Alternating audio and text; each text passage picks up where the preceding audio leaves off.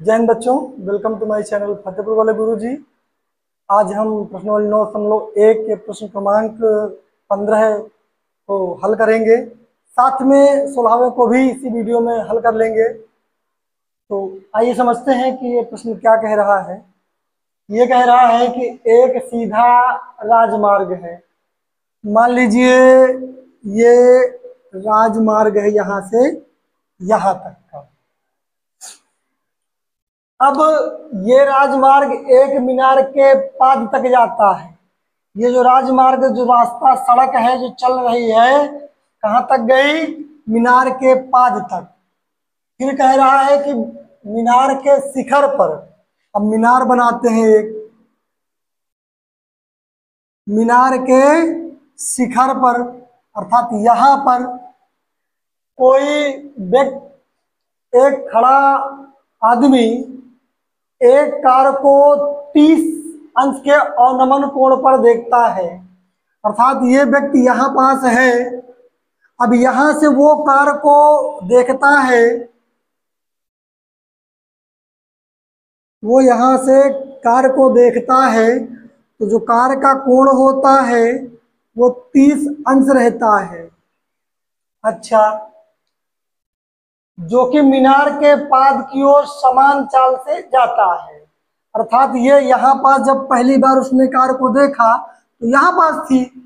अब फिर कह रहा है कि 6 सेकंड बाद, कब? 6 सेकंड बाद कार का अवनमन कोण 60 अंश हो जाता। अब 6 सेकंड बाद जो कार है, ये 6 सेकंड बाद, 6 सेकंड बाद कार यहाँ पहुंच जाती है, तो तब इसका कोण 60 अंश हो जाता है। इस बिंदु से, अर्थात इस बिंदु से मीनार के पाद तक पहुंचने में कार द्वारा लिया गया समय, मीनार का पाद मतलब इस बिंदु, मीनार जहां शुरू होती है यहां तक पहुंचने में लिया गया समय ज्ञात करना है। तो आइए इसको मान लेते हैं ए, इसको बी, इसको सी, इसको डी। अब मान लीजिए कि यहाँ जो इसने कार द्वारा समय लिया x, और यहाँ मीनार की ऊंचाई h है। आइए अब सवाल को हल करके देखते हैं क्या परिणाम निकलता है इसका।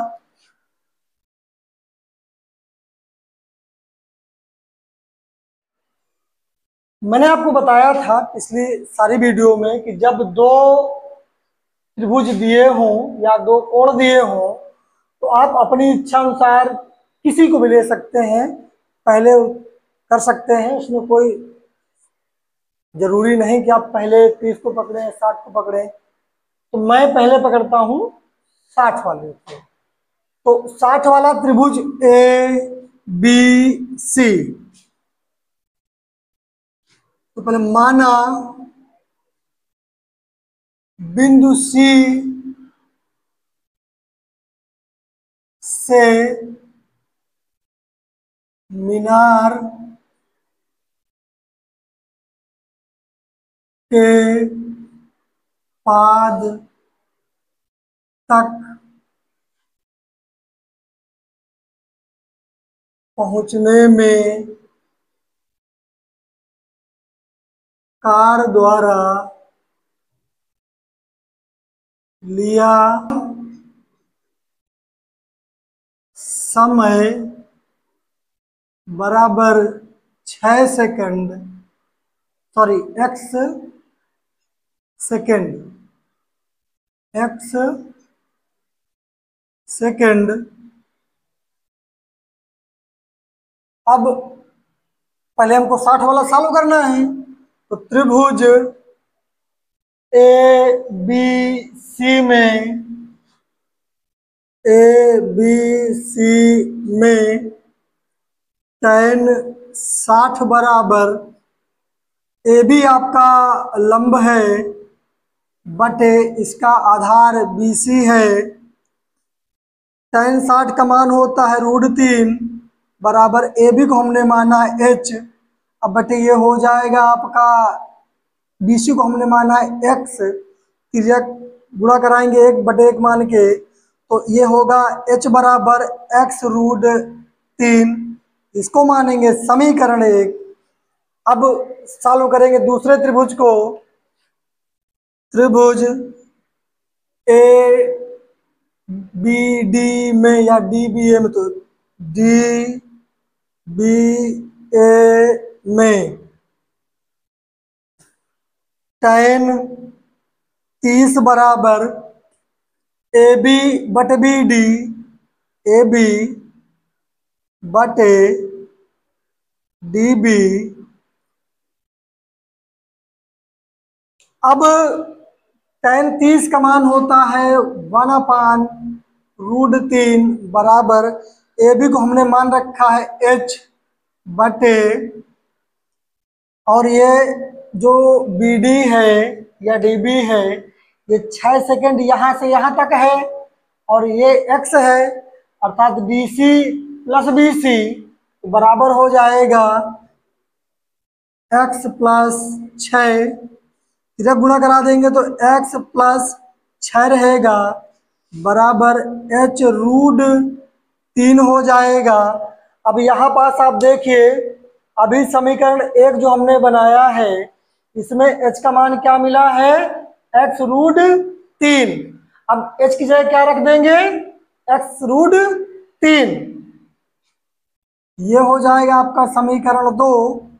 समीकरण 2 में h का मान रखने पर, तो ये जो लिखा है h बराबर x√3 प्लस समीकरण 2 को लिखेंगे x प्लस 6 बराबर h√3। ये आपका समीकरण 2 है। इसमें h की जगह क्या रखना है, x√3।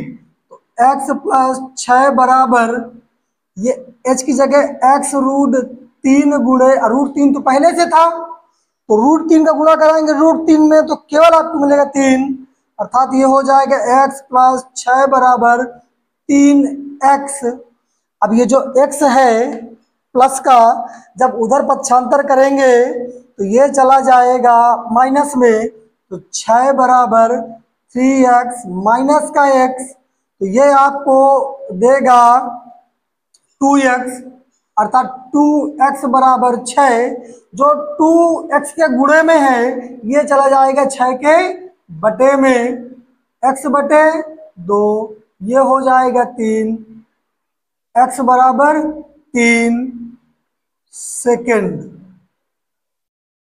3 सेकेंड। अर्थात बिंदु C से B तक कार को पहुंचने में 3 सेकंड का समय लगा। यही प्रश्न का हल है। अब हम इस प्रश्नावली के अंतिम प्रश्न को हल करेंगे जो दिया है। मीनार के आधार से और एक सरल रेखा में 4 मीटर और 9 मीटर की दूरी पर स्थित 2 बिंदुओं से मीनार के शिखर के उन्नयन कोण पूरक कोण है। सिद्ध कीजिए कि मीनार की ऊंचाई 6 मीटर है। अब इस प्रश्न को हम पढ़ते चलेंगे और फिगर को बनाएंगे। एक मीनार का आधार, तो पहले एक आधार बनाते हैं और मीनार बनाते हैं। ये बन गया मीनार और फिर ये आधार। अब ये रही आपकी मीनार। कह रहा है कि से और एक सरल रेखा में 4 मीटर और 9 मीटर की, अर्थात ये जो रेखा है, ये जो पूरी रेखा है ये 9 मीटर है, और एक बिंदु यहाँ कोई आपका रहेगा 4 मीटर से इसका उन्नयन कोण पूरक कोण है। पूरक कोण मतलब अभी समझा रहा हूं आपको, पूरक कोण का मतलब क्या होता है।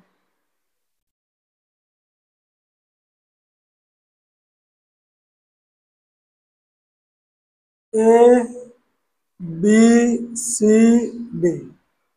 पूरक कोण का मतलब होता है 2 कोणों का योग 90 अंश, थीटा प्लस थीटा दो कोणों का योग 90 अंश होना चाहिए। अर्थात अगर एक 60 का है तो दूसरा कितने का होगा, 30। अगर एक 45 का है तो दूसरा 45 का होगा। ऐसे तो दो कोणों का योग 90 डिग्री होना चाहिए। अब मान लीजिए कि आपका ये कोण थीटा है। अब इस कोण से मान लीजिए यहां लिखा है 10, 10 से आपने एक को मान लिया थीटा, तो जो जब इसको लिखेंगे तो 10 माइनस थीटा लिखेंगे। या मान लीजिए यहाँ है एक, जब इसको लिखेंगे तो बचेगा 9, लेकिन 9 ना लिखेंगे, क्या लिखेंगे, 10 माइनस 1। वैसे ही जब ये बन गया थीटा तो ये वाला जो कोण बचेगा ये हो जाएगा 90 माइनस थीटा। ऐसे कुछ बनेगा। अब इस सवाल को आगे हल करते हैं। अब ये एक बिंदु मतलब यहां से यहां तक की जो दूरी है वो 4 मीटर है और यहां से यहां तक की पूरी 9 मीटर है। आइए सॉल्व करते हैं।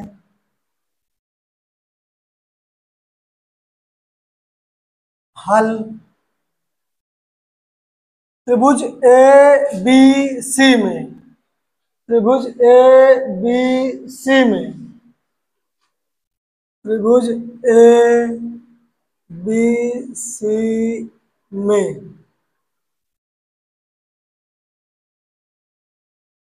tan थीटा बराबर ए बी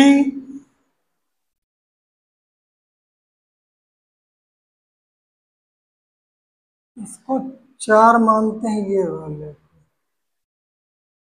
ए बी बटे बी सी। तो ए बी का मान तो हमको ज्ञात ही करना है। तो tan थीटा बराबर ए बी बटे बी सी का मान 4 है। अब इसको यही पास छोड़ देते हैं। फिर त्रिभुज ए बी डी में, त्रिभुज ए बी डी में, त्रिभुज ए बी डी में tan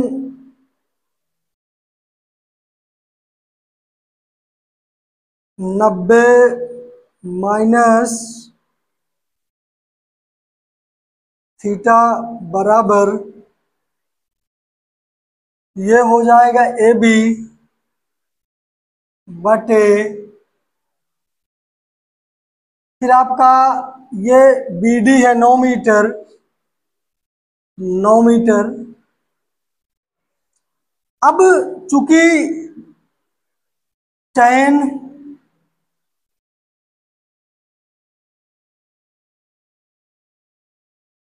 90 माइनस थीटा बराबर होता है काट थीटा। ये है आपका समीकरण 2 और ये है समीकरण आपका 1। अब जब दोनों समीकरणों का गुणा करेंगे तो ये हो जाएगा, पहले तो यही बनेगा काट थीटा बराबर ए बी बटे 9।